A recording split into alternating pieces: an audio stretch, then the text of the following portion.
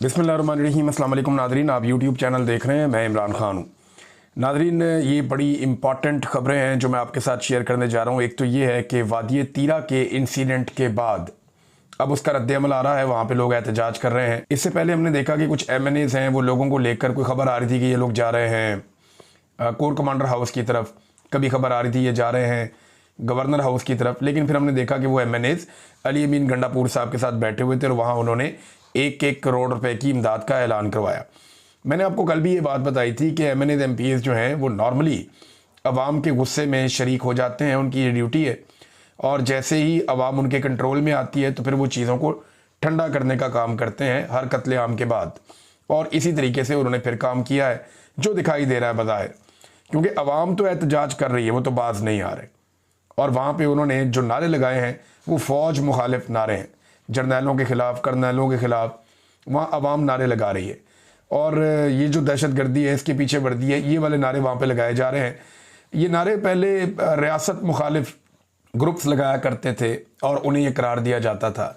लेकिन अब पाकिस्तान भर में कभी इस्लामाबाद में ये नारे लगते हैं, कभी लाहौर में ये नारे लगते हैं, कभी किसी और जगह पे ये नारे लगते हैं, कभी सिंध में ये नारे लगते हैं, अब खैबर पख्तूनख्वा में ये नारे लग रहे हैं और लोग काफ़ी गुस्से में हैं। ये पाकिस्तान की मिलिट्री एस्टेब्लिशमेंट का बोया हुआ बीज है जो उन्होंने पाकिस्तान के साथ जुल्म और ज़्यादती की बुनियाद रखी। अब वो फसल काटने का वक्त आ गया और अब पाकिस्तानियों की अक्सरियत पाकिस्तान की मिलिट्री एस्टेब्लिशमेंट के ख़िलाफ़ हो गई है। अगर मिलिट्री एस्टेब्लिशमेंट ने अपना किबला ना बदला तो यही पाकिस्तानी आहिस्ता आहिस्ता पाकिस्तान की फ़ौज के भी खुदा न खास्ता ख़िलाफ़ हो जाएंगे। और जब कोई अवाम अपनी फ़ौज के ख़िलाफ़ हो जाए तो उस मुल्क की सालमियत और उसकी हिफाजत के ऊपर बहुत बड़े बड़े सवालात उठ जाते हैं। इमरान खान साहब अब तक भरपूर कोशिश कर रहे हैं कि फ़ौज और अवाम के बीच में किसी किस्म की कोई दरार पैदा ना हो, मगर मिलिट्री एस्टेब्लिशमेंट पूरा जोर लगा रही है कि कुछ भी करके अवाम और फ़ौज को वहाँ पहुँचा दिया जाए कि दोबारा ये कभी इकट्ठे ना हो सकें। साबिर शाकिर भाई ने एक बात कही थी, उन्होंने कहा जी कि उन्होंने बल्कि कोट करते हुए कहा कि ये फ़ौज का DNA बदलने की कोशिश हो रही है और डेलिबरेटली हो रही है, और ये दावा भी किया जाता है मिलिट्री एस्टेब्लिशमेंट की क़यादत की जानिब से। अब नाज़रीन, वहाँ पे लोग ये नारे लगा रहे हैं, दूसरी जानिब लोगों के पास एक जरगा बैठा, हुकूमती लोग भी उसके अंदर बैठे और उन्होंने कोशिश की कि किसी तरह ये एहतजाज जो है वो तीरा वाला इसे ख़त्म किया जाए। तो जरगे के जो मुतालबात हैं वो सामने आ गए, यानी अभी तक जो मुतालबात मीडिया को दिए गए, जो बताया गया जनाब कि ये मुतालबात हैं, वो जरगा भी मुझे लगता है आपस में ही कर लिया। 2 मुतालबात हैं जनाब, जब तक वज़ीर आला और कोर कमांडर आके माजरत नहीं करेंगे तब तक हम मुज़ाकरात के लिए तैयार नहीं है, मामला आगे नहीं बढ़ेगा। अब वज़ीर आला से तो आप जहाँ मर्जी माफ़ी मंगवा लें, अली अमीन गंडापुर साहब को क्या फ़र्क पड़ता है, वो हाथ जोड़ के भी माफ़ी मांग लेंगे, ज़मीन पे भी बैठ जाएंगे।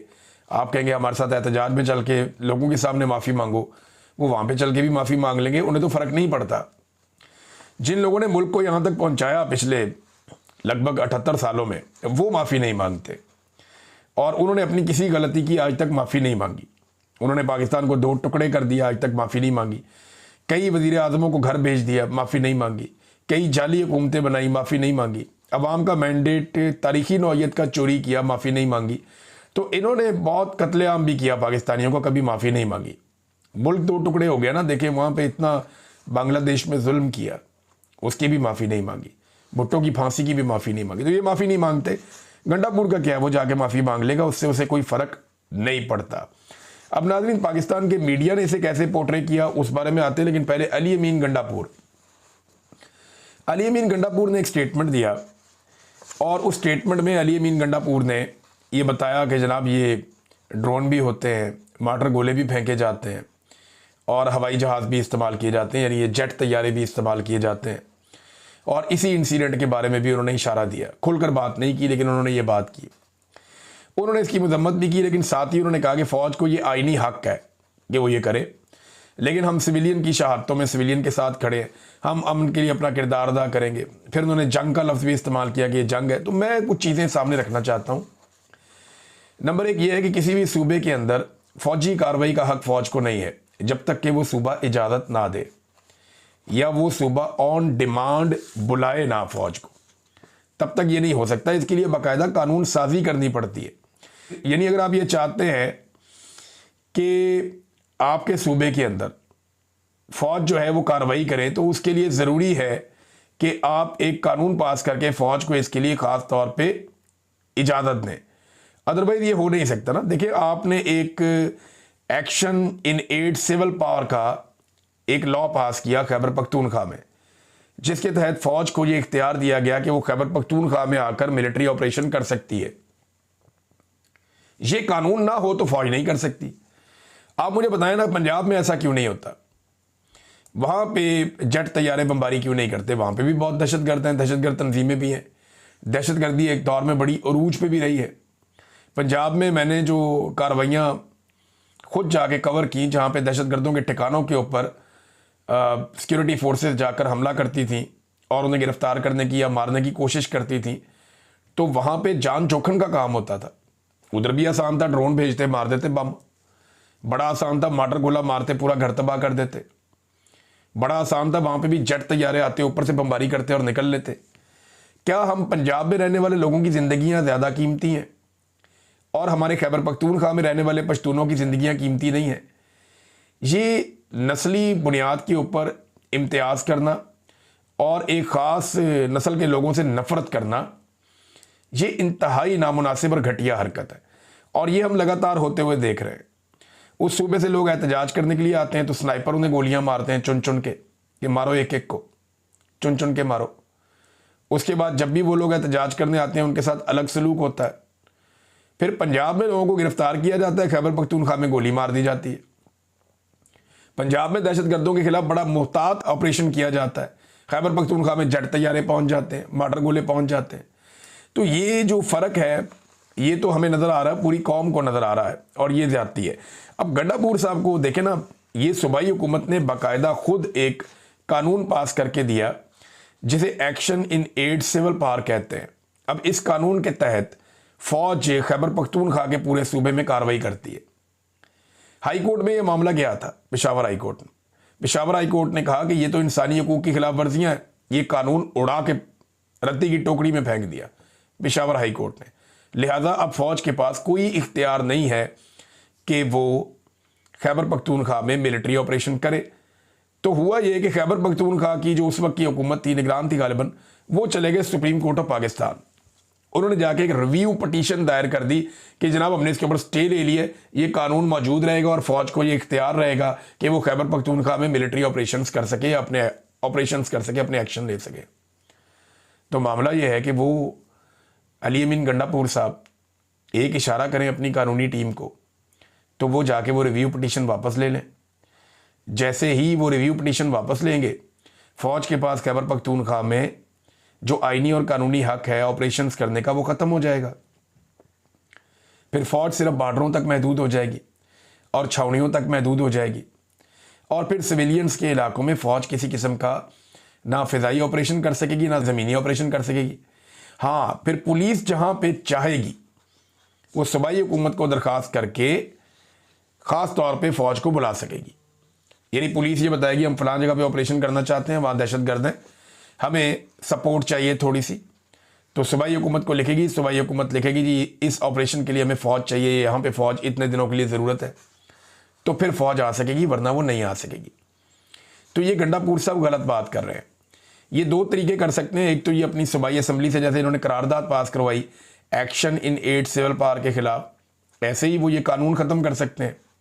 उनके पास सूबे में हुकूमत है, सादा अक्सरियत है, बड़े आराम से गंडापुर साहब ये कर सकते हैं। और उसके अलावा दूसरा तरीका ये है कि गंडापुर साहब इंतहाई आराम से अपनी रिव्यू पटिशन वापस ले ले, तो ये इख्तियारात फ़ौज के ख़त्म हो जाएंगे। ये गंडापुर साहब ने गलत बयानी की है।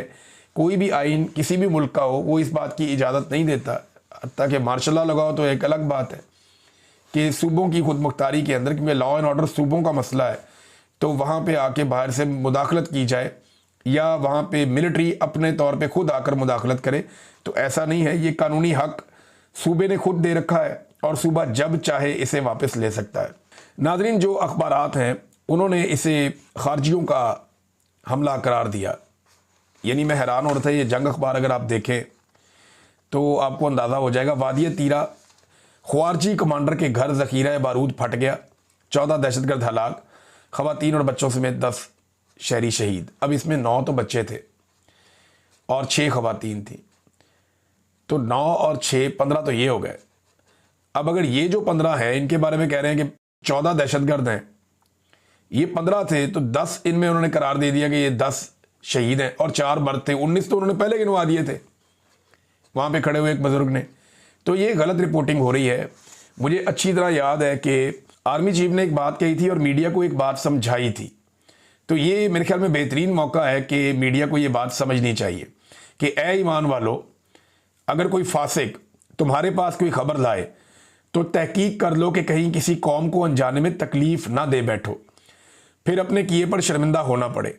सूरह अल-हिजरात आयत नंबर 18 ये आर्मी चीफ ने पढ़ के सुनाई थी एक दिन सोशल मीडिया के खिलाफ, और ये पाकिस्तान का इलेक्ट्रॉनिक मीडिया सुनी सुनाई खबर जो उसको बताई गई।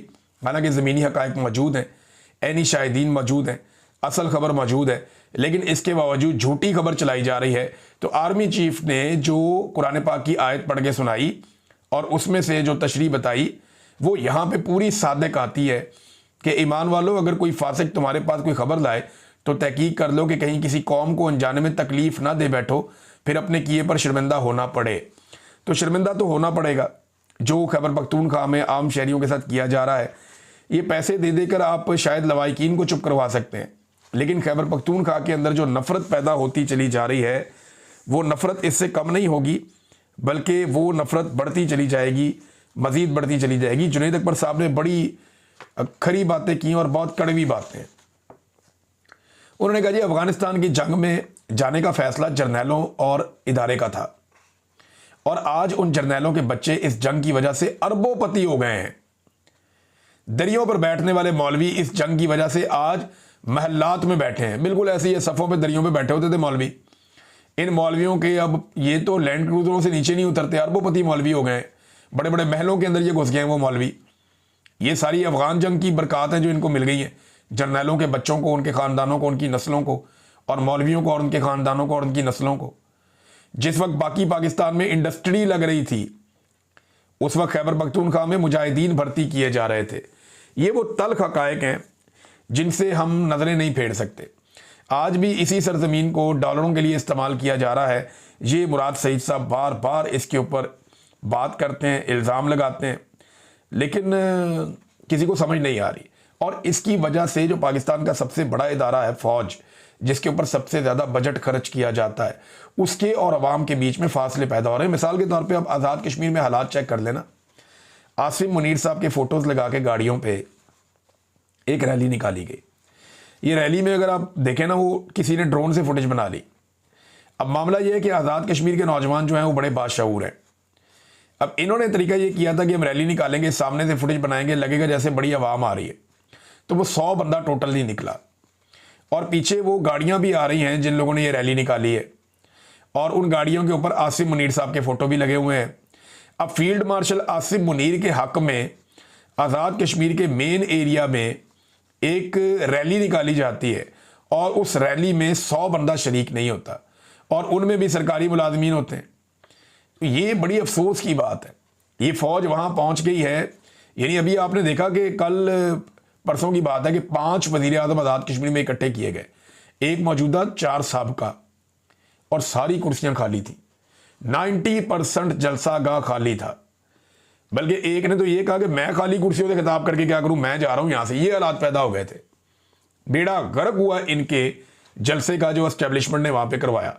अब आप देखिएगा जरा 29 तारीख को जब अवामी एक्शन कमेटी निकलेगी, आपको लग पता जाएगा। ये जितना मर्जी जुल्म करें, जबर करें, फस्तायत करें, गिरफ्तारियां करें, छापे मारें, क्रैकडाउन करें, लेकिन आप देखिएगा जब अवामी एक्शन कमेटी निकलेगी तो ये तितर बितर हो जाएंगे, नजर भी नहीं आएंगे। मैं उन्हें जानता हूं ना, अच्छी तरह जानता हूं, क्योंकि मैं उनमें से हूं, वो मुझ में से हैं। तो मैं अच्छी तरह जानता हूं कि ये कश्मीर के लोग बाज नहीं आएंगे। ये अपना हक लेंगे, आज नहीं लेंगे, कल ले लेंगे, लेकिन अपना हक बिलाखिर ये ले लेंगे। अलीमा खानम साहिबा डयाला जेल के बाहर पहुंची। इमरान खान साहब का केस लगा हुआ था, तो वीडियो लिंक पे उन्हें पेश करने की कोशिश की गई, तो उनके वकील ने बताया जी ना इमरान खान साहब की आवाज़ आ रही थी, ना हमारी आवाज़ वहाँ जा रही थी। हमने कहा जी जज को हमारी बात करवाएं इमरान खान से, तो जज ने कहा जी बड़ा लिंक वीक है तो नहीं हो सकती बात। ये तो नाजरीन पेशियाँ हो रही हैं इमरान खान साहब की, और ये हालात पैदा किए जा रहे हैं जानबूझकर। एक बंदा कहीं से मुद्दई उठता है, उठ के जाके अदालत में दरख्वास्त दे देता है कि जनाब इमरान खान साहब को और उनकी बीवी को तन्हाई में मिलवाया जाए, बहुत टाइम हो गया।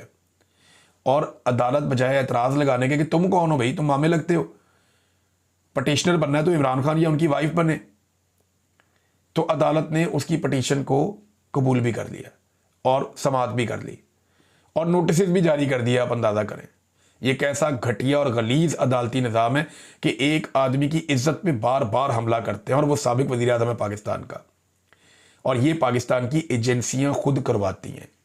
ये घटिया और गंदे काम करने के मास्टर हैं और ये कीचड़ उछालने के मास्टर हैं। ये इमरान खान से इस तरह इंतकाम लेते हैं, आप अंदाज़ा करें। इमरान खान ने तो ये बात नहीं की। एक बंदा उठता है, पता नहीं कौन है, वो आकर कहता है जी इन दोनों मियाँ बीवी को तन्हाई में मिलाएं। अब इमरान खान साहब की पटिशन पड़ी हुई हैं, नहीं लग रही। कई महीनों से इमरान खान साहब ने दरखास्तें दायर की हुई हैं, नहीं लग रही। लगती है तो कहते हैं जी एतराज़ आ जाता है। दूसरी तरफ एक पटिशनर आता है, अननोन, कोई नहीं जानता, वो इमरान खान के बिहाफ के ऊपर आकर एक वो कर देता है, जनाब कि मैंने ये पटिशन दायर किया, मियाँ बीवी को तन्हाई में मिलाओ, उसकी पटिशन लग जाती है सिर्फ इमरान खान को जलील करने के लिए। इज्जत देने वाला मेरा रब है, इज्जत और जिल्लत उसके हाथ में है। उसने इमरान खान को इज्जत दी है। आप ये घटिया हरकतें करके खुद जलील हो जाएंगे, इमरान खान की इज्जत में कोई फर्क नहीं पड़ेगा। ये मेरा मशवरा है, समझ आ जाए तो ठीक है, नहीं आती तो एक और मिसाल देता हूँ ना।